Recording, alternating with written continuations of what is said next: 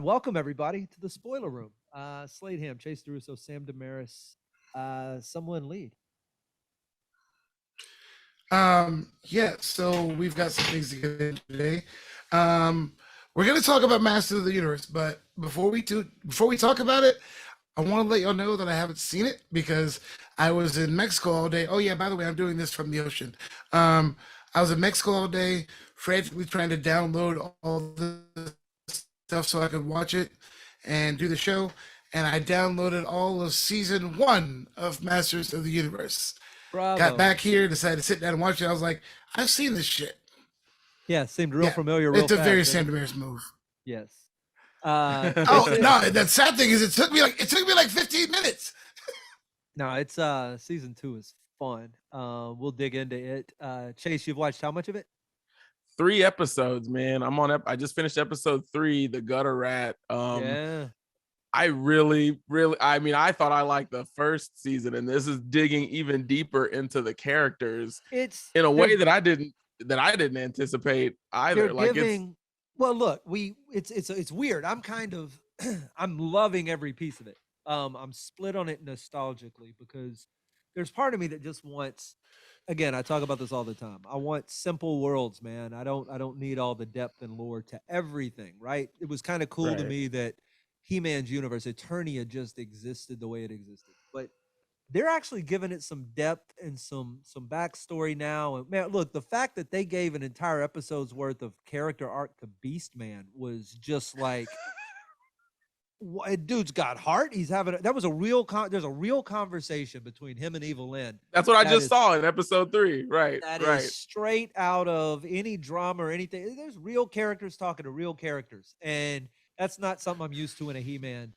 In the He-Man. Yeah, it gets a little too real. You know, he's like, listen. Yeah, but dude, here's the thing, man. We're not used to that, but that was made for us when we're kids. We're grown ass men now, and I kind of like the fact that they're like, "Yo, let me adapt this story to what you are." From the nostalgia point, I get it. It's not what you grew up with, but dude, we all like a fucking good story, and you can't tell me it's bad. No part of me doesn't like it. I'm just in the world of,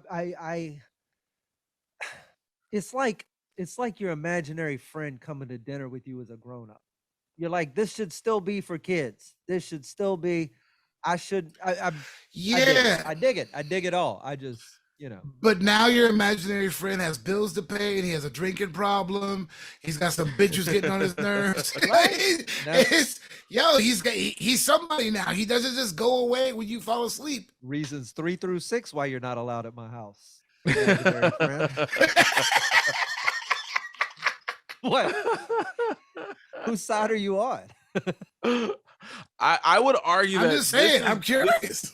For me, this was always the way, though, that I would play with the toys and see friends play with the toys, because you would see the kid acting out some argument that his fucking parents had, and that's what the show did. When you see He-Man's parents, like, yeah, look, once you died, we're like, all right, we don't even need to do this anymore. Like, we were out, so we're probably gonna get a divorce. I'm like, God, like, wow, this is some real shit. You know what I mean? It's like, yo, Evelyn, listen, I'm down to follow you. That dude's crazy. Like, we've been known that dude's crazy. Like, and then the scene where Man at Arms is like, listen, just so you know, like, the walls in this motherfucking castle right here are thin.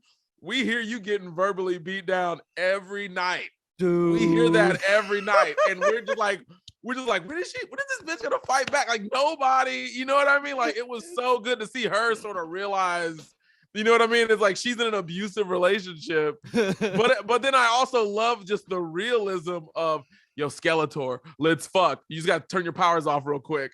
And I'm like, thank you, bro. Like, it's how fast a dude or any other dude would have turned his powers off too. You know what I mean? That was the most real moment. That was so real, bro. Usually that would have taken me out of it. Like, nah, man, he caved too quickly. I was like, that's Lena Headey's voice and Evelyn's body, bro. I had my clothes off on the couch. I would took my powers off.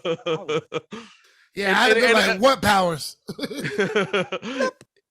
Yeah, and it also, that's totally like that's also when you really look at, one of the geniuses of Tim Burton's Batman Returns is the Penguin was entirely driven by pussy. He didn't give a shit about anything else until Christopher Walken was like, listen, man, you're gonna have money, you're gonna have this, you're gonna have cars, unlimited poontang, and then you just hear ding, and you see the Penguin's eyes light up, and it's like, yo, Skeletor wants to get laid. He's got a fucking skeleton for a face. Are you fucking kidding me? Dude, full-time boner. Are you kidding me?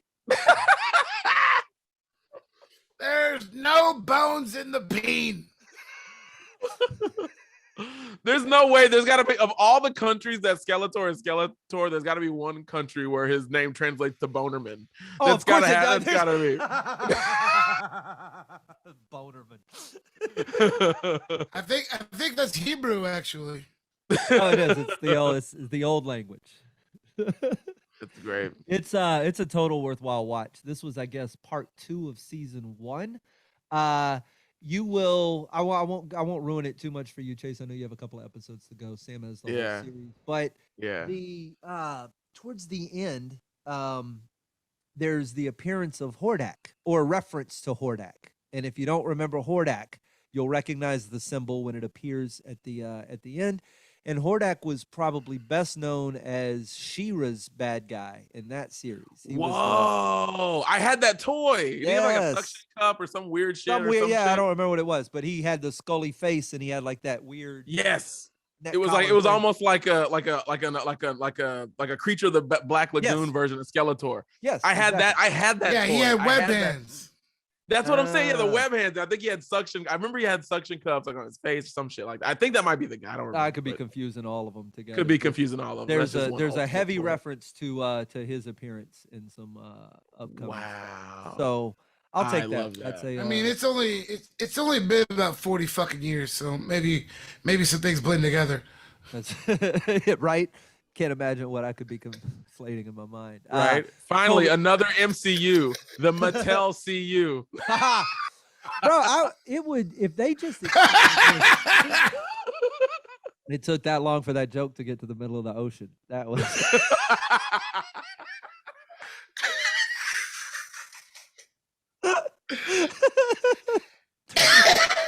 It's so good. It's very well done, and I'm just eager to see what they come out with next. Thoroughly enrolled. As much as what else is on the big list today, obviously, is Hawkeye. We're 3 episodes in. 3. How you feeling? Okay. Trailer versus 3 episodes. All right. So my expectations were so horribly low, and yeah, they were terribly low. And just like the first Daredevil, all you had to do was beat those expectations, and I was pleasantly surprised. You had said in the trailer the reason why I hated it was because of the Christmas music, and you were like, it won't be that way in the show. Motherfucker, it's that way in the show. Episode 3, they're in a car chase, and he hits the radio, and it's fucking Christmas music. Okay. Well, now, in fairness, I went to the grocery store. December. Yes. There's been Christmas music playing for fucking 6 weeks. Everything's Christmas music. But why? Why the fucking hero? I don't like it. Pretend though. I'm impressed with Haley Steinfeld. Pretend for a second that they are hyper aware of how overplayed Christmas music is and how much everybody hates it, and that it's a constant annoying character in the backgrounds of all of our lives. And why shouldn't it continue into that world just to add a little bit of realism, maybe? Yeah. Also, like the genius of it. I can tell you. I completely agree. And the other genius of it is. I can tell you exactly why it should continue. Why? Here's why it shouldn't continue. Because you're Disney. You're responsible for Let It Go and Under the Sea and all those viral bullshit that gets stuck in our head already. You don't get to play along with Christmas music. Fuck you. You don't get to. It's what they do. You fuck the brains how many times? But I'll say this, if you're going to have an entire series about a character that has to deal with fucking Christmas music, how genius of it is that all he has to do is pull off his fucking hearing aid. Yes, sir. In fact, that's the saving grace of the series thus far. Is the fact he is this downtrodden, beaten down, just down on his luck. Everything is poor Hawkeye, right? And that's the one cool thing that he can do that none of us can get away from over the course of that episode. He just tick, tick, tick, tick, tick, and we're over. Fa, la, la, la, Hey, fa, yo, la, la, la, fa, he la, la, la. he pulled that shit out. He pulled that shit out in Rogers the Musical, which, by the way, Rogers the Musical, what a great way to capture every single thing you hate about musicals. Overacted, bad costumes, lyrics sound they were written like by a 3-year-old child. I mean, they were like, yeah, we're going to make it, and we're going to make it as shitty as everything that you fucking hate about musicals. God, that one scene, I was like, you fucking nailed it. You know And why don't it get to sucks play so Christmas bad? music. They hired an actual mute team from Broadway to write the song. I forget which one, Of course. but they actually it's full blown. They went all the way Broadway, and there's so many inside jokes in that because I think Ant-Man was in it, which was interesting because he wasn't at the Battle of New York or whatever. That's Yes, exactly. some funny moments to it. I think it was very self-aware. They I love could do this that. all I thought it day. was Yeah, oh, I love that shit. I totally thought it cool was so little head funny. nod. I was impressed by the musical stuff. I was there were Yo, hold on, pause. Can I pause you for 1 yeah, second, Slade? get it. Now that I'm thinking about it, whenever he was watching that musical, did he just take his like earbud out and he is that what happened? Because I thought he was going through some. I thought he was going. The way it played was like he was going through some Saving Private Ryan PTSD shit watching the thing, and then now I'm thinking about it. He checked the fuck out. Yup. He did what we all wish we could do. That's funny. The Wow. they did a good job. So my earlier point, I wasn't excited about Haley Steinfeld and the buddy cop thing. I gotta say, when they have her fight, I'm actually pretty impressed.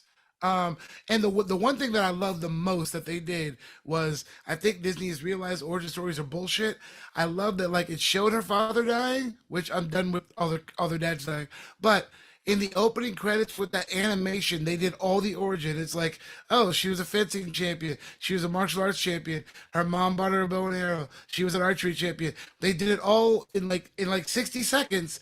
They got through all that. Okay, here's why she's good at everything she does. Bam, let's start the show.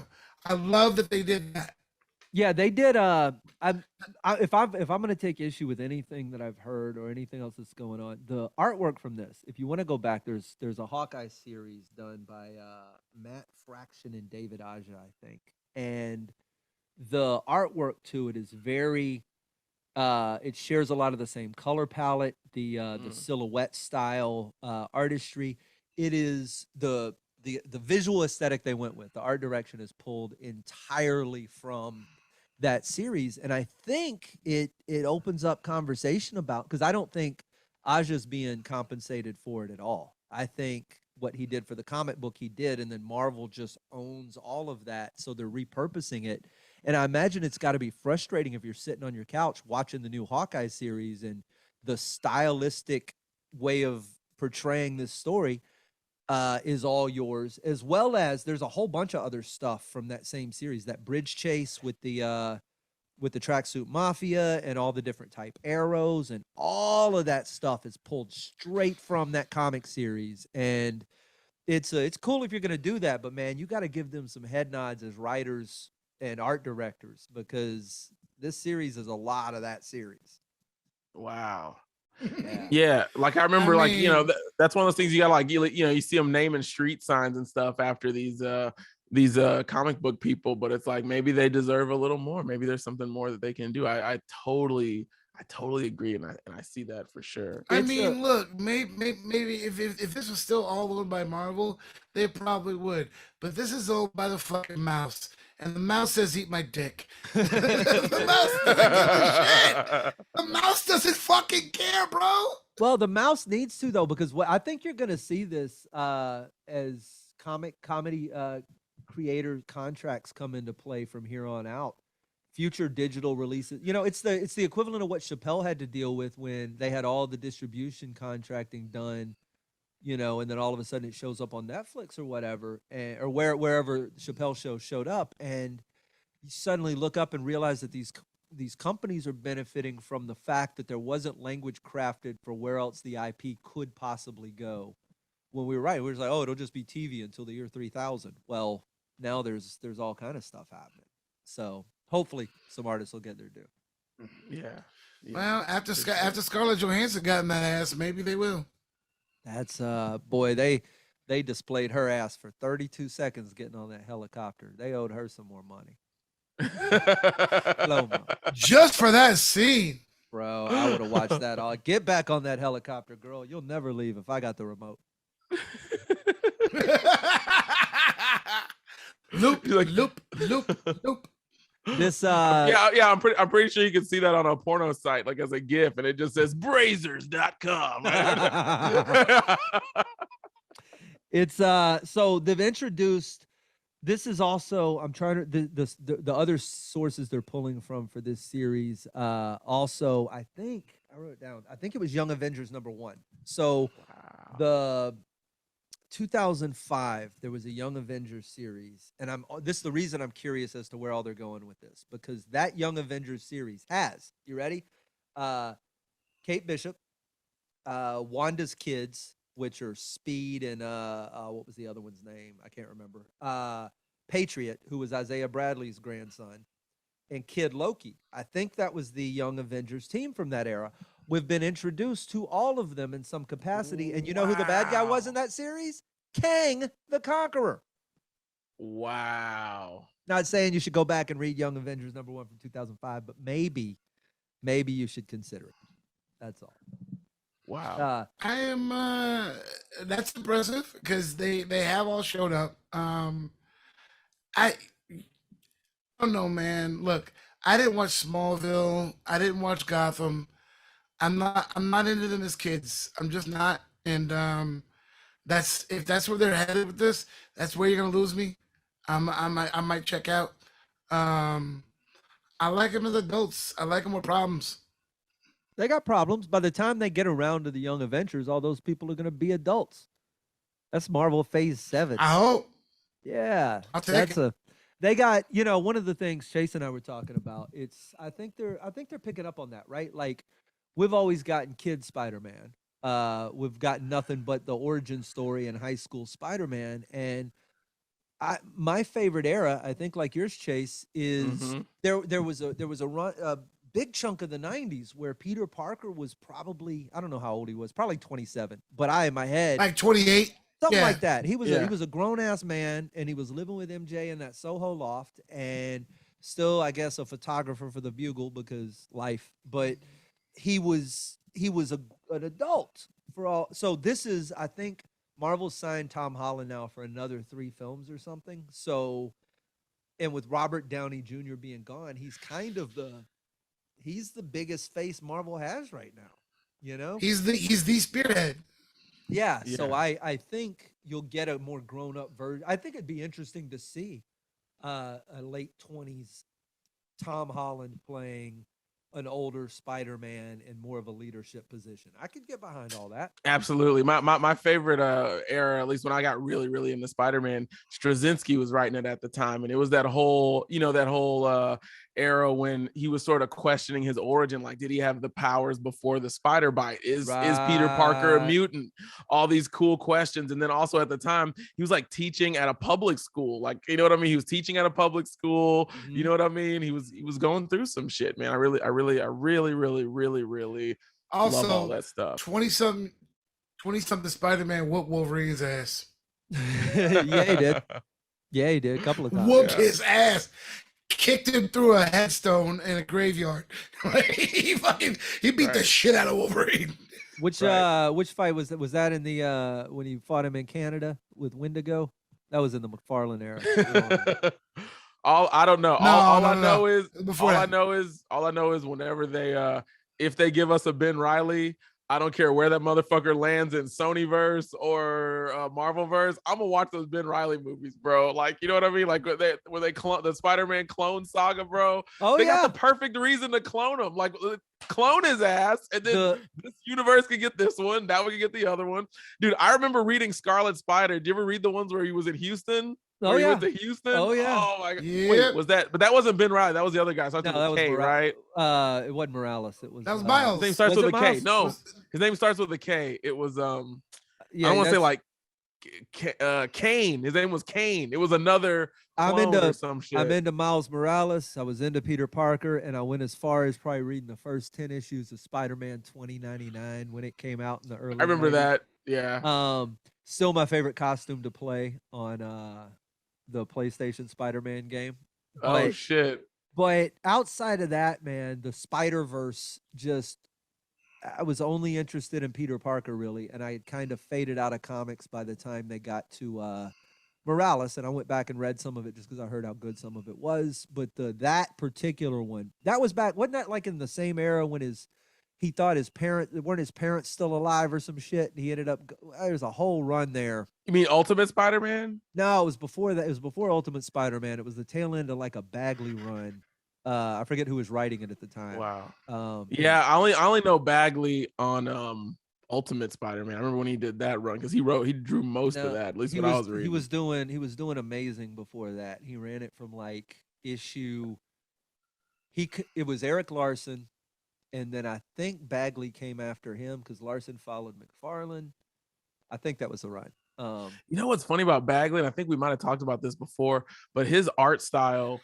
For me, it's not something I appreciated at first, but then the more comic book stuff you read, the more you can get into it because he never draws, like you said, he never draws the same face twice. Right. And I was like, yeah. And then when you said that, I'm like, that's actually kind of cool. Like this guy is not, he's not like tracing anything. Like this guy is just writing, drawing what he feels. And you kind of like 7 It takes like 150 issues to like it. We said like 7-year-old. Yeah, it's I went the opposite direction. I appreciated his artwork until some of my now comic book artist friends rolled their eyes when I brought his name up, and I went, oh, and then I kind of went back and looked at some stuff, and I was like, you know what, I can totally see how I was enamored by it. Yeah, go ahead. Like if you knew him personally, you could look at his drawing style, and you'd be like, oh, he drew that when his rent was due. Oh, rent was doing that one. I know what that one means. Yep. That was a run. But I guess you just appreciate that it's different. Like I appreciate any guy that I can look at and be like, that dude drew that. You know what I mean? Yes, like, but look at this, man. There's stylistic artists like Mike Mignola, right? Who, I mean, that's Hellboy, that's shadow and just blacks and whites and blocked out stuff. And then you had stylistic artists like Jay Lee, who I guess he was doing Namor at the time, but kind of splatter painted ink. And then you'd get into the sharp cross hatching of like a Jim Lee or all these different artists had their styles. And then he just kind of, it was like, oh yeah, all your shit is bad. Like that's your thing. That's so funny, dude. That's funny. That's funny. The crazy thing is, you two motherfuckers, y'all draw, and y'all make art. Man, never paid attention to who was drawing. I got you. That's totally fair. I guess everybody takes stuff in for different reasons. The visuals were everything for me. You could sell me on a cover too, man. I remember I read all those X-Forces with Dupe. Remember those from the guy that did Mad Men? Right. X Factors. Well, which one was it where the guy could throw up? The one that they put in the Deadpool show. Oh, the X Factor. That was X Factor with Dupe. Remember no, Dupe, that big green? It was Force. X-Force. Whatever. It was like a weird run, and the characters kept dying left and right, which I thought Deadpool 2 did a great job of showcasing what was going on in that comic book specifically. That weird ass X-Force. So good. What's that guy's name that drew that? I was on the fucking ground. Right. But what's the artist that did that? Mark. I want to say. No, it's not Mark. Rob Liefeld, who originally drew. No. The guy that did the weird X-Force where it was like all the thick lines and I can't recall. People kept dying left and right. And he's the guy he drew the book Mad. It was called Madman or Madman or something like that. Anyway, I don't know. Yeah, I'm curious. You know what I'm talking about. Yep. Yeah. So the get to episode 3. Okay. Well, no. Before we get to episode 3, let's talk about what's probably my favorite moment in most of what Marvel TV has done, and that was that LARPing scene. I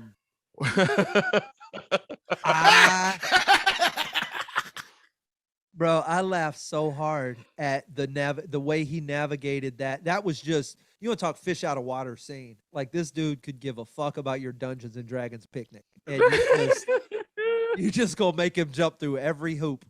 Every hoop. God, that was rough. And he owned it. Slade, the best to me was the guy going, "Let me kill you," and he's not a nerd. He's a very large black man who looks like he could murder you with his bare hands, and he's in a forest LARPing, begging for street cred by killing Hawkeye LARPing. Yeah, man. That's so funny. He's a large black firefighter. Bro, that guy is also, that's Clayton English. He's one of the funniest fucking comics out there. He lives in Atlanta. That dude's fucking funny, bro. Nice. I want to see, I've been wanting to see what would happen if they put a stand-up comic in a Marvel thing where they kind of got to showcase themselves, even if it's one of Ant-Man's homeboys, whatever. So I really hope this dude's career like fucking skyrockets, because he's funny and that's what he sounds like. He's a really funny dude, man. So cool to see that happen. Bro, he sold that shit. Let me kill you. You got to make it believable. Like that. He sold the shit out of that. That's I want to be a comic in a Marvel. And his name was Grills. Yeah, sorry. You want to be a comic? I want to be a comic in a Marvel show, for sure. The closest I've come to being in Hawkeye, and I won't say who the actress is, but one of the actresses, one of the kid actresses in Hawkeye, I slept with their parent, like their mom, like way before. So I'm connected to Hawkeye in a roundabout sort of way. Before they had the kid, it's Wow. But yeah, nice little Easter egg. Yeah, there you are. So hang on. Which one of y'all said that episode 3 was the best of the 3? I loved episode 3 for a myriad of reasons. I thought it was the worst.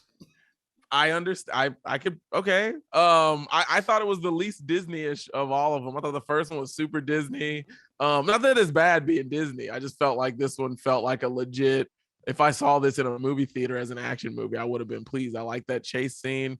I liked the villain. Like, Marvel's always had like this. They say it has a villain problem or whatever, but I love this character.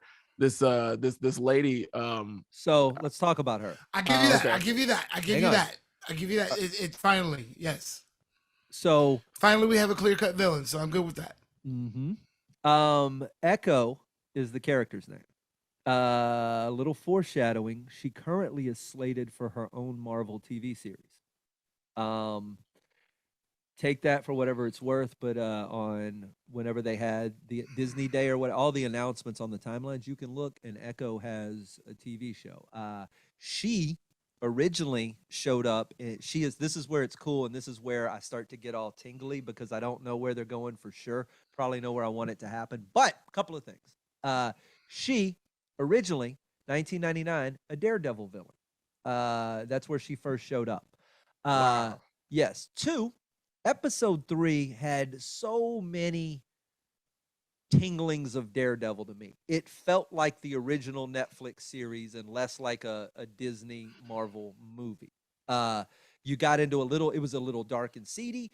On top of that, very New York, which I dug the shit out of. And then 3, the Tracksuit Mafia is absolutely a group of villains that you would find in a Daredevil TV show. The Hand. Yes. Now, take that and add a little bit more comic book lore to it.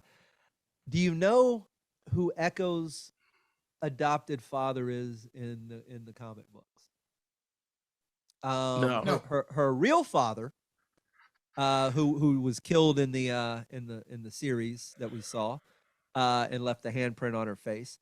Very similar to the whole storyline. Her father used to work as a henchman for the Kingpin. And when Whoa! He So when the had- guy's like, do you really want to piss off the boss? You know what I mean? Wow. I'm just saying, couple of little Easter eggs got me wondering if D'Onofrio's coming back. Listen. That would people would collectively scream across the globe more than we did whenever fucking Quicksilver popped out. I'm Like telling you, that was one of those moments. if they've managed to keep it under wraps, I'll be blown away. But the little details, because I'm a fanatic about this. I can't watch Marvel TV shows or anything with if a number. I watch the credits. I watch the show.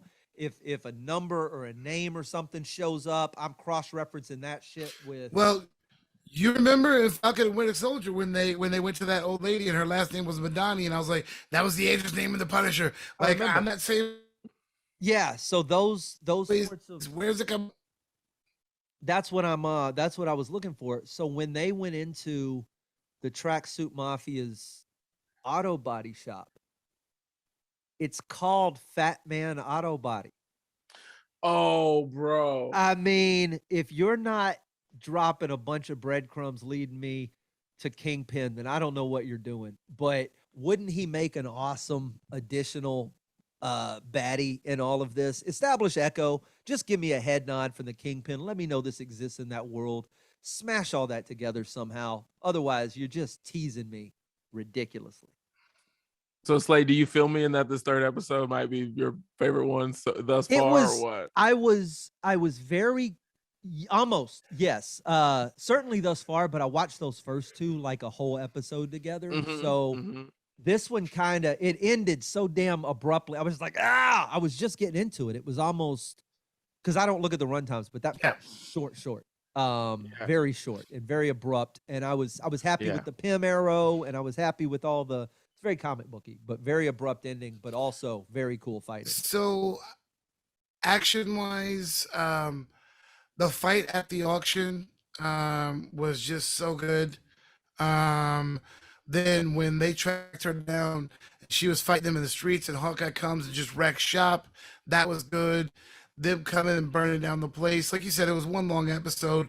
It just seemed like there was so much action, and there was always this edge of the seat, they're gonna fucking die thing. And then in episode 3, it's that classic old school Batman James Bond shit where you've got them, they're strapped to a fucking horse, and you're gonna sit there and talk until they get away, you dumb shits. And it's just, I've seen it so many fucking times that I didn't like that. But Jason, with you, they gave me a clear-cut villain. Now I know who we're dealing with, and I will accept that as that's better than the other two. But the other two, man, it was like, yo, there's some shit going on. I don't know what this is, but motherfuckers are getting wrecked. Good. No, I say I love them all, and you're definitely right about the people being strapped down and then people talking to each other. We've seen that a million times, but I guess there was something in that chase scene in the car where, you know, you've seen buddy movies all the time where one of the characters talks a bunch and another one is stoic, but I guess this is the first one where one of them could have a hearing problem and turn off the chatty person and turn off the Christmas music, and it added so much. I'm like, this is really funny and heartfelt. And the scene where his son called and she was like translating that, I'm like, that's dude, that was like cool. And again, Marvel has this capability to, it's like, look, we can give you this big stuff, but we can strip everything away and just give you a couple of characters and have them talk, just like the Spider-Man in the car with Michael Keaton. You know what I mean? That's my favorite Marvel scene. You know what I mean? There is to me. Again, though, man, translating the kid. Again, I can't say it enough. They're owned by Disney. We're gonna kick you in the heartstrings every now and again. Well, but they're also they gotta. Yes, they gotta. But two, they didn't create the MCU for 40-year-old men. They did to an extent, but the goal is to entertain everyone, and you've got to it's the same shit that got us sucked into all the stuff we got sucked in as a kid, man. Just little little bitty snippets of stuff, dialogue or conversation or something that makes you relate to one character over all the other characters. That's why we all had different favorite G.I. Joe men or different favorite He-Men or different favorite all And those X-Men. characters. Yeah, we all picked one for our own dumb, selfish reasons, and it was because of something they said or did or got involved in or a conversation they had that made me go, "Ah, shit, that dude's like me." That's Dude, absolutely. And Yeah. I'm gonna to rewind back to Masters of the Universe real quick. I know you relate to me on this. There's something about the writing of the scene where Adam meets his dad and the dad shows up, and then and then that happens. But then when the Bro. mom shows up with just a minimal amount of words, it's like these characters are saying everything you wish that our parents said to us. Chase, you know what I they mean? had they Oh. had look at it. I mean, it wasn't just He-Man and Randor and his mom. It was also the same conversation between Tila and Man at Arms and the sorceress and this whole second half of the season was just a parental child relationship TV show set in Eternia. That was Yeah. Wow. Yeah. Yo, when the line that got me, because for some reason I never really associate Earth with this show. When the mom was like, "I'm gonna be honest with you, I'm already packed. I was gonna leave your dad, and I was thinking about going back to Earth for a while. Just you know what I mean? Just get my Yup. life back together." I was like, "Whoa, Earth is here? What?" Bro. Like, It's yeah. she said Earth like it was Texas. You know what I mean? I was gonna go back to Earth. I'm still probably gonna go. I'm just letting you know it is what it is. You go catch a bus. That's awesome. Yeah. What yeah. what else did we miss? I'm trying to think of the few other things in Hawkeye or Masters that I missed. The only other thing, that bloody handprint, that does come into play. That's from the comics, and her costume ends up, she gets a white handprint on her face. That's her costume. So she's white handprint logo from her dad's tattoo or whatever. It's all gonna come together. I've got high I hopes. think All they're gonna do, here's the job of the Hawkeye series. It's to do a couple of things. One, tide us over until Spider-Man. Because we got this big gap that the Eternals clearly did not fill. And then it's got to give Hawkeye a little bit of peace at the end of this, right? You got a redemptive character arc where he makes it home for the holidays. His kids still love him. Everything's good. That would be where I'd like to see him happy. And then you got to set up Kate Bishop for the future. Those are the only thing this thing has to do.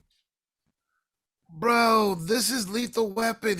I'm too old for this shit, and he just wants to go home. Yeah, that was the last note that he This says. is Like, I'm cool that you're not gonna be home for Christmas. Like, oh my heart, but it's like this is a Christmas show, bro. I love that I'm shit. too old for this shit. Yes, I got bro. a hearing aid. I just want my suit and my sword back. I just want to go to fuck home. Stop calling me bitch. Like, Yup. he's so over it. I will say one of my favorite lines was in that car chase where he's like, not that one, not that one, not that one. Then she explodes that truck and she goes, there were 4 more arrows more dangerous than that. Uh-huh. I'm not sure if that line specifically, but that whole scene came out of that run by Aja and Fraction. It's that whole chase scene almost they changed a couple of little things. Like, I think she said, like, at one point in the comics or something, she goes, "Oh, you gave me the taffy arrow instead of the acid arrow." Like, they're having the same conversation and the same mishaps. What was the point of the acid arrows? Take out the stoplights. That did nothing. To drop shit in their path. It's just Yeah. come on, you're watching Inspector Gadget. Pretty much. Oh my god, bro! There's the dog. She's Penny. Holy Yes. shit, bro! Yes. He's You're watching Inspector Inspector Gadget. He's got a robot ear, nigga. Are you kidding me? What? You just wow! This is the modern Inspector. 100%. That's We exactly. haven't She's seen missing a Dr. book. Claw yet. She's We missing. haven't seen the Oh, dog yeah. is She's brain. missing a book. That's all it is. Yeah, the the dog's computer book. this dog's name is Lucky, or will be. That's the dog's name from the comics, but it was Clint's dog, not Kate's. But yeah, it's the dog and the girl and the dude with all the Gadgets. weapons, the toys, and then the robot ear. Boy, Inspector motherfucking Gadget. Bro, it's like the only thing it was missing is whenever he shot that dude with the arrow in the chest that didn't do anything, he should have said, I meant to do that. That's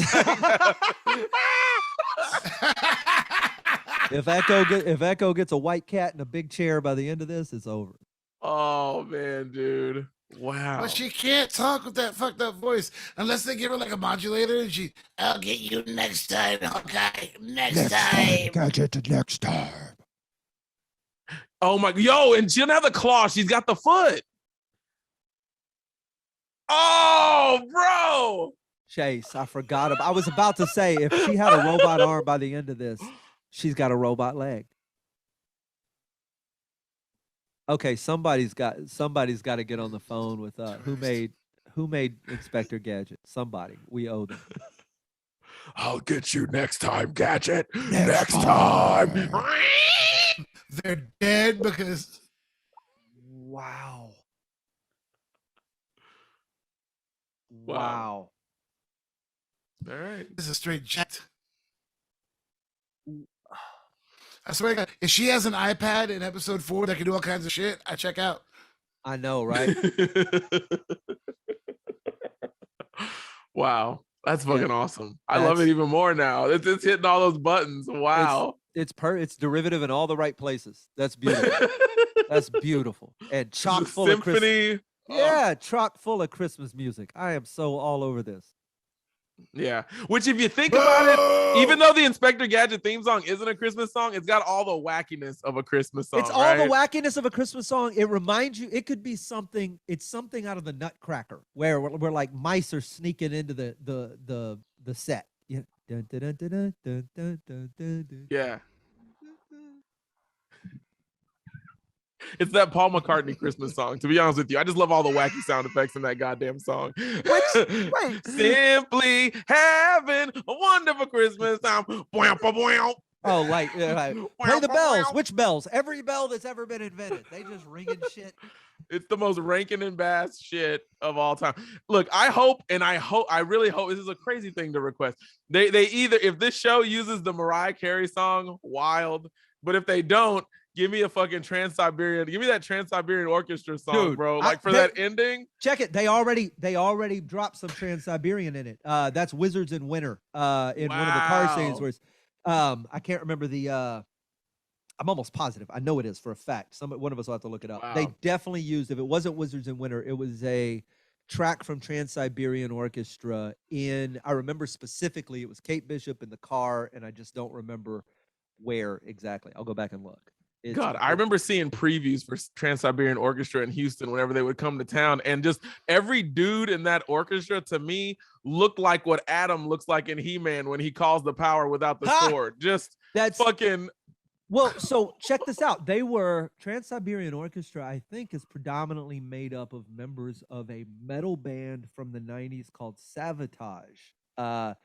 So in that song, Christmas Eve, Sarajevo, 19, whatever, the one the dun, dun, dun, dun, dun, with the bells and the metal guitar and all that. Yeah. That is it's actually on a concept album by Savatage from like 95 maybe or 6. And it's all about Christmas Eve, Sarajevo, 19, whatever that was. And it's about this battle going on the border and this whole whatever. And it's this theme record. And then that song is part of it. There's also a real slow track about one of the dudes sitting there in the middle of the fight at night, and it's Christmas Eve, and he's hearing the bullets and wondering about. I mean, it's a trippy concept album, but that song's from it. And then they do Trans-Siberian Orchestra every Christmas in tour on it. Dude, I had no idea. This whole time I thought that song was about getting your house ready for 2 burglars that are about to break in.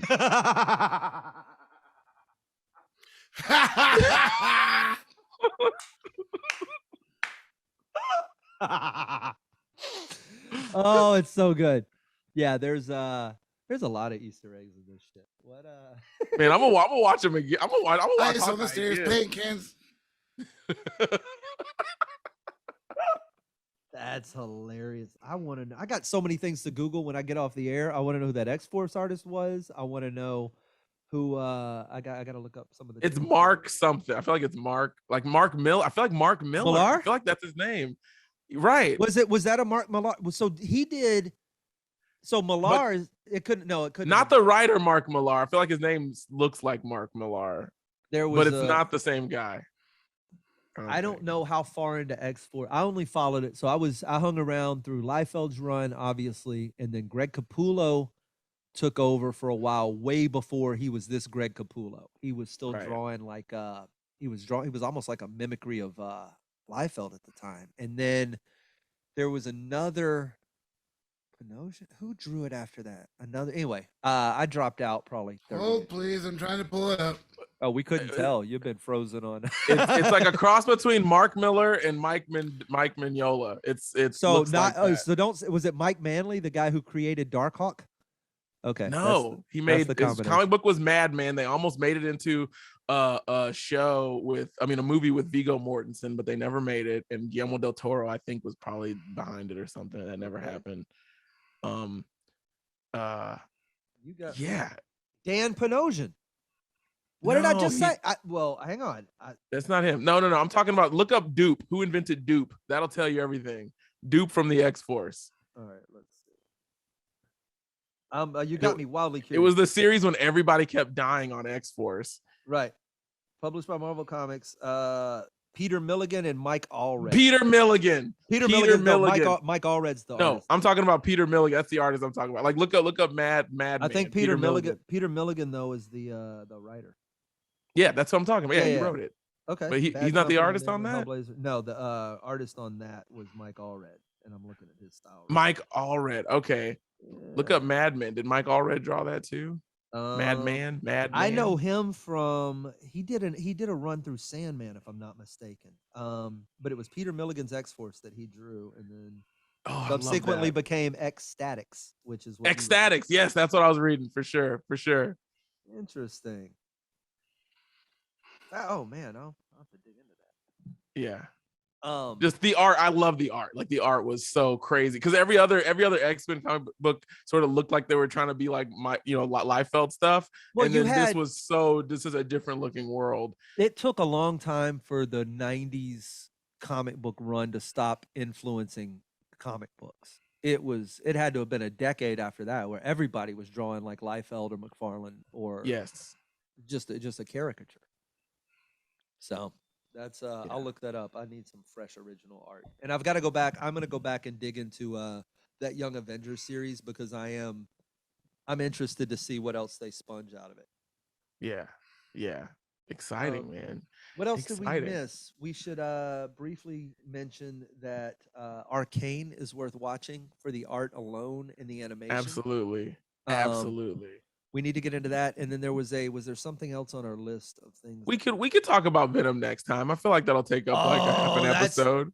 That's what we didn't get. We can get Venom. I can talk about Venom for a minute if y'all want. It's up to you guys. Okay. I want to watch it again and talk about it again. And maybe we can get Jerry Wayne here too. Just do like a 4-panel thing. Let's do it. Because I know we all love Tom Hardy. We all love Venom. We all love Woody Harrelson. I think it'll be a fun. And I got a lot to say about that. Venom. Well, let's test J-Dub with that. We'll go into a 4-man on Venom, and let's pick a time for that when we got stable connections and can all. Now that we know I can do this, man, I'm good to go. You're glitchy as shit though. I'd like to ideally have you on a solid line. Your audio's coming through pretty solid, but you're very stop motion. But this is better. Just me. It's definitely a starting point. So let's figure out when the next time we want to fuck with this is, and go from Ja. I love this. I love this. Oh man, I think I'm gonna watch Hawkeye from the top again. Now you told me that you dropped all those Easter eggs and stuff. Watch it. I'm gonna be looking for that stuff. Watch it from the standpoint of Kingpin is responsible for her father's death and possibly. But no, because he just kills.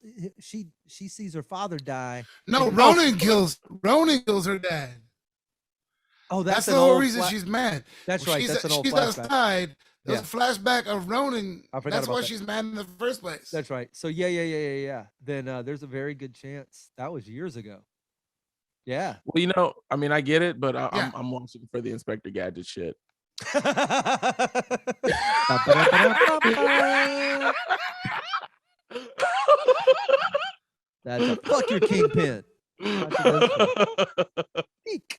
That's God, hysterical. I just hope. Here's the thing: Vincent D'Onofrio is so badass. He could give us a different Kingpin, and we'd appreciate it. But God damn it, I want that same weirdo that he was. Just bring it back. Bring that back, dude. Bring it back.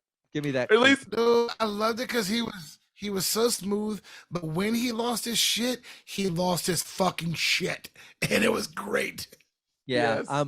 I'm just holding out hope that maybe it's coming. Maybe it's not, and I'll be happy if they just put a nice bow on this anyway. I got Spider-Man on December 17th, 16th, so that's all that I care about. That's gonna get me through the year. Yeah, for sure. I mean, I can't wait for that Spider-Man. Bro, dude. people are fencing those tickets for thousands of dollars. Dude, yeah, I've seen videos. It's already sold out like nationwide, and to get in on opening day, people are going on StubHub and eBay and everything else, and they're like, "Yo, I got 2," and motherfucker, the one person listed at 20 G's. There's no way. That's nuts. I bet I can go see that movie for $10 Thursday morning. People just don't want to have. People just want to be. Oh, what's up? Yeah, they want to be there Friday. You want to be there Friday night at 8 like a jackass. Nah, just stay off the internet and watch it Saturday morning like a pro. Yeah. All right. Anything else before we get out the door? I guess that's it, man. If Spider-Man is that rough to get into, I'll just apply for a job at the theater and just stand there in one of those waiter trays and watch the whole movie and then leave. I'll walk in that bitch and stand in the back. There's 100 ways to get in there. You don't know who I am. Slade Ham's gonna go Ghost Protocol. He's just gonna walk in there. Believe that. I'll hide in the shadows. Catch me, Usher. Fuck that, dude. Just go to a thrift store, get a wheelchair. Those handicap seats are never sold. Yeah, but when they come in with their little iPad, they look and see if somebody's supposed to be in that handicapped seat. But you never looking in the back corner for a dude in a ninja costume. Bro. Not for $9 an hour, you're not. Bro, all I know is this new Spider-Man movie is gonna be like the Super Smash Brothers of fucking superhero movies. Just like, who's next? You have a new challenger. What? Bro, this is gonna be as good as the first Avengers, I think. Which is it's gonna be everything all at once. Almost too much, but perfect. They're gonna ice this. They're gonna ice this cake so hard. It's gonna be fucking chaos. Beautiful chaos with everybody. This is gonna be chaos. Yes, no.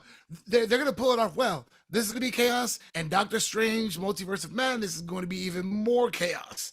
Yeah, but it's gonna be insane. It's gonna wrap all this up. This is gonna leave you insane. This is gonna be a tilt-a-whirl ride that ends while it's still spinning. And then you're gonna literally have to wait for Doctor Strange 2 to get off the ride. I'm only hoping that fucking Bruce Campbell plays Ash in this one. That's all I'm hoping. Just if that happens, it's a wrap, bro. It's like he said he's done. I was supposed to go Friday night. There was a screening of that with him. He was there, and wow. I got tickets. Army of Darkness. Yeah, I got offered tickets last minute and couldn't go, but it would have been pretty cool to go watch that with him. Yeah, but, man. Apparently, he said he's done with the character, so whatever it's worth. Yeah, we'll see. We'll see, man. We'll see. Cool. Let me plug everything else we're doing real quick because I know this will make the show when I drop it. Whiskey Brothers on Monday. You can catch that. Tuesdays is This Thing On, featuring some of Houston's best comics. December 10th is the release. We're doing a premiere for Just a Bit. It's a TV show pilot that we shot here in Houston. I'm in it. Sam's in it. Chingo Bling's in it. Billy D. Washington, Dale Cheeseman. It's a fantastic show. Tickets are available for that. It's happening at the Deluxe Theater. And then on the 17th, the following Friday, Whiskey Brothers Christmas. It's our annual ball. We do it every year. The 14th annual, I think, although it might be the 13th. Things get weird when it comes to numbers. We're doing it. It's happening at the Secret Group. I'm going to be there. Trey Tutson will be there. Jerry Wayne Longmire, sketches, stand-up comedy, bunch of other stuff. You never know what to expect. That's all the shit I got to plug. Anything coming up you guys are hungry about or Yeah, you could see I'm in the me. ocean. Wait, where Sam's in the ocean? You can see him in the ocean. That's gonna be dope. Get tickets to find that ocean, and that's To shit's the gonna be ocean. fucking dope as fuck. Tomorrow I'm at West Side Comedy Club. I'm hosting, so you gotta get there on time so you can catch my set. But I'll also be doing shenanigans in between people, bringing them to stage in really, really, really fun and goofy ways. So that's gonna be cool. That's about it this week, and then next week you can see my schedule. I'll be posting, see my stories, follow my stories. You'll see me post my shows on my stories every week. Tuesdays I got schmooze at August Laura in the East Village.